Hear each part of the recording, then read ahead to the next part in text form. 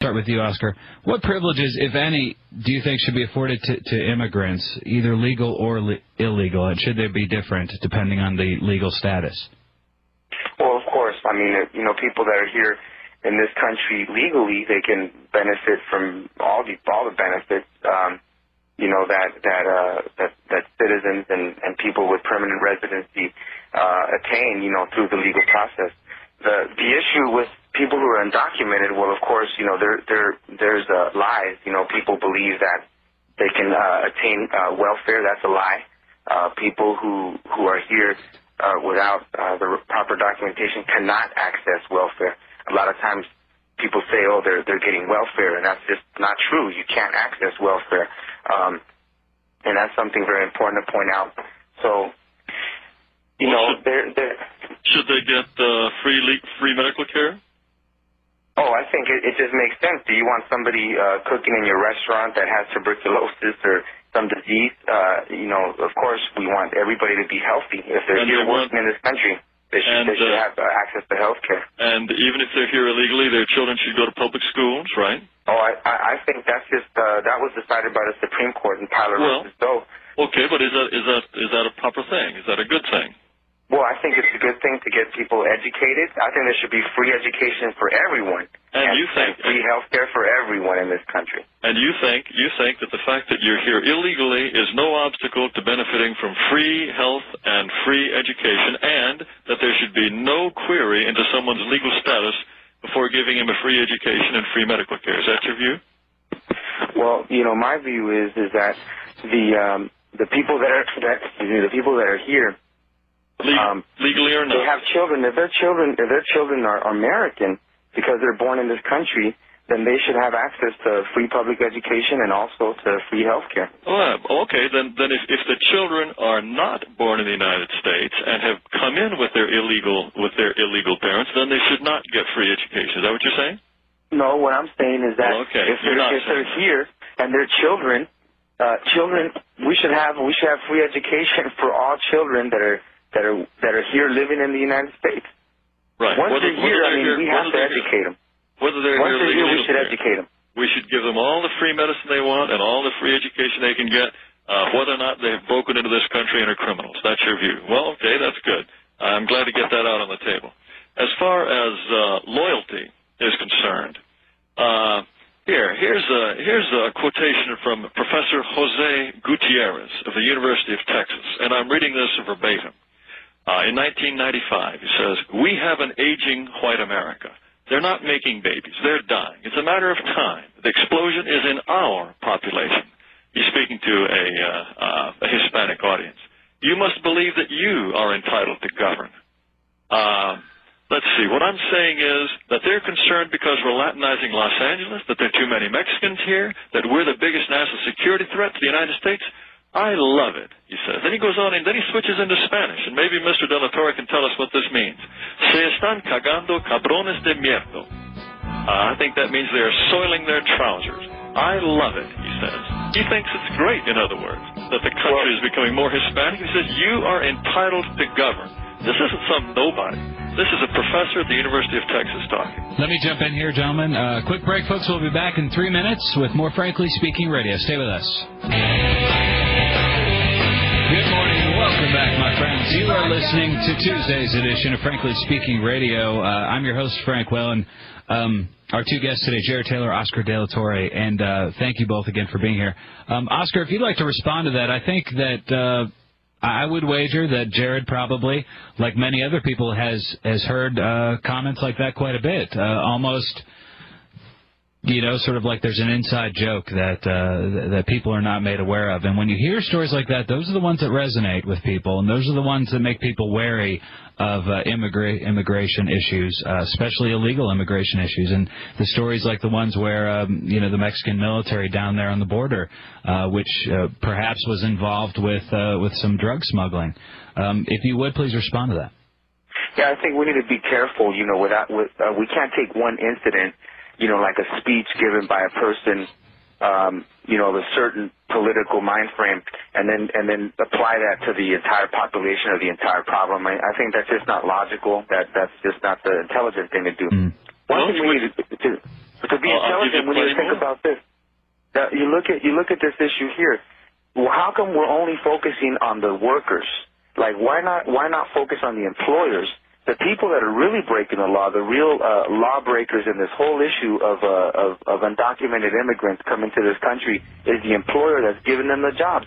If people weren't getting jobs, they would not be coming to this country. And by the way, they're doing jobs that most Americans do not want to do.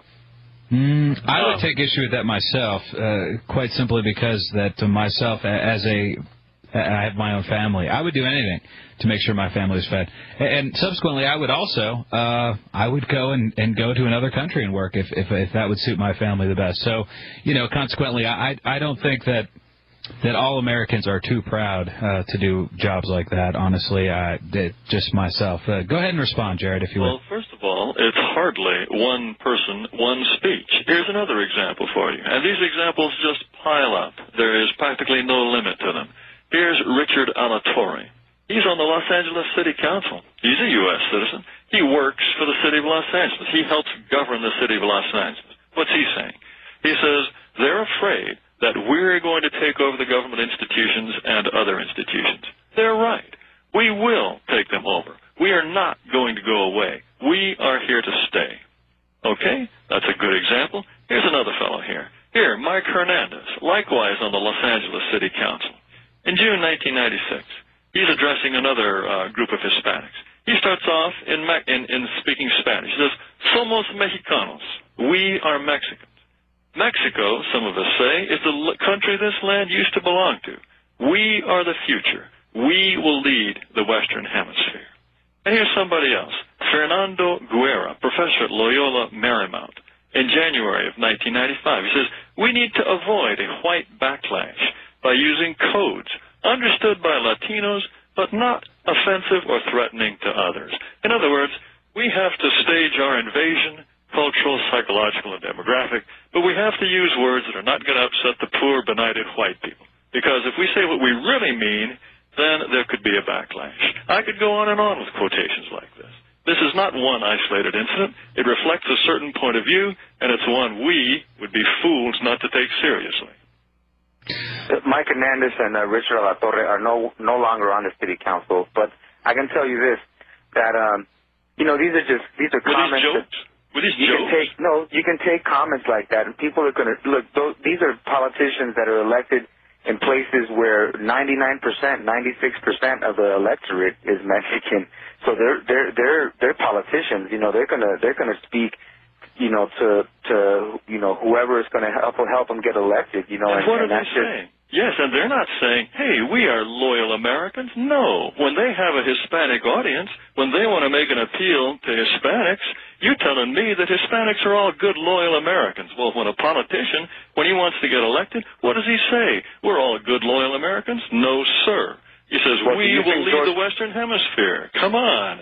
He's saying that to them because he knows it will appeal to them. Well, here, look at George Bush. George Bush in his State of the Union address says that without immigrants, this economy will fall apart. That's George Bush, our president, a Republican, saying that we need immigrants in this country, and that he's a supporter, of strengthening, those policies that are going to help immigrants succeed in this country. That's the president of the United States. He's a loyal American. Do you know what percentage of Americans will tell a pollster that we need less immigration in the United States? What percentage? If you ask Americans, not George Bush has got a Mexican sister-in-law. George Bush has got Mexican nieces and nephews. George Bush thinks that Vicente Fox is a good friend of his. George Bush has a completely romanticized notion of Mexico, probably because the only Mexicans he's ever known are servants or millionaires that he has nice dinners with.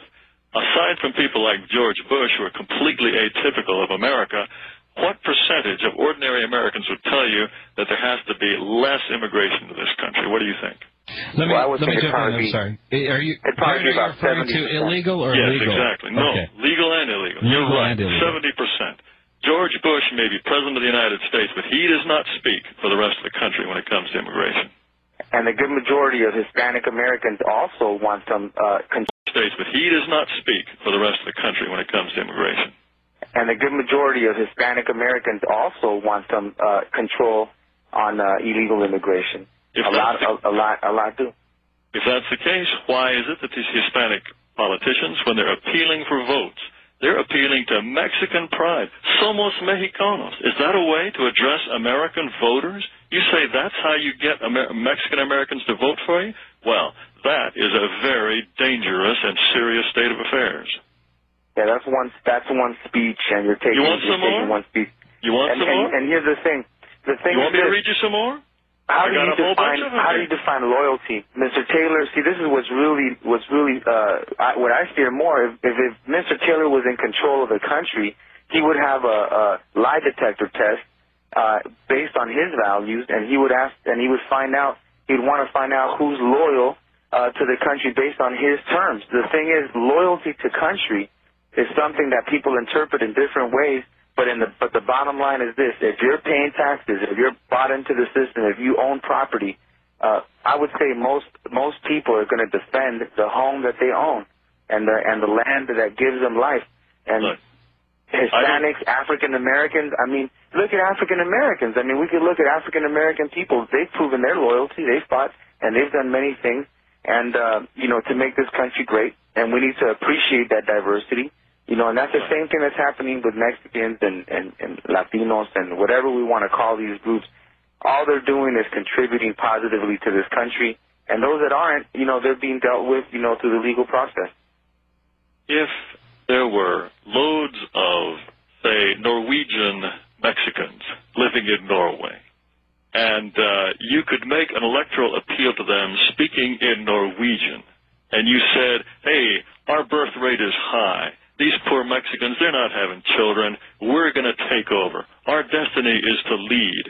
Would you say that they were loyal Mexicans? You say loyalty can be defined in all kinds of ways. Would you say they were loyal Mexicans?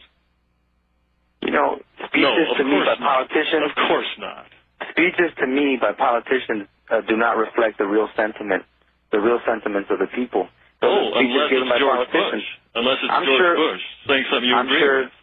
Look, I'm sure that the good Americans that you talk about, like the people of Irish stock and the people of Italian stock, and those are all European Americans that when they first came to this country, they were speaking Italian. They were speaking Irish. They were people that came from their motherlands, but when they came into this country, what has been the history? The history that people assimilated and acculturated. They became part of the American mainstream. The same thing's going to happen to Mexicans and to Latinos of other countries. They're going to become part of the American mainstream. It will not, and I'll tell you why. One thing is pure numbers. As I said before, 1/5 of Mexico already lives in the United States. Another is the fact that if they continue to come in, their Mexican loyalties are regenerated, encouraged, and at the same time, their country is just across the Rio Grande, besides which, as we found out earlier, 60% of Mexicans think that the Rio Grande border is illegitimate anyway, and that the southwestern part of the United States belongs to them. Finally, you have a group that is racially different from the majority. Race is an important fault line in any society. You have the combination of all of these things to mean that Hispanic and specifically Mexican immigration is not at all like ethnic European immigration at the turn of the century. In fact, race clearly is an aspect of assimilation. You have people here, American Indians, blacks, who have been here for far longer than the American ethnics. They are not assimilated in anything like the way Irish Americans, Italian Americans, Polish Americans are. This is a complete pipe dream to say that these 20% of the Mexican population is just going to melt right into the country just the way the Swedes and the Germans did. That's an absolute pipe dream, and there's no evidence to support it. Well, it's already happening, and here's the interesting thing. Already happening. Only 18%. The thing that's interesting is this. There was a report that was out of UCLA, that came out of UCLA, that showed that the Mexican immigrant has stronger values, probably values that many of the listeners agree with, in terms of monogamy, in terms of, being religious and going to church, in terms of not using drugs and engaging in illegal activity. The report was interesting because it showed that the third generation, people that were more American and who have lived here more years, have a greater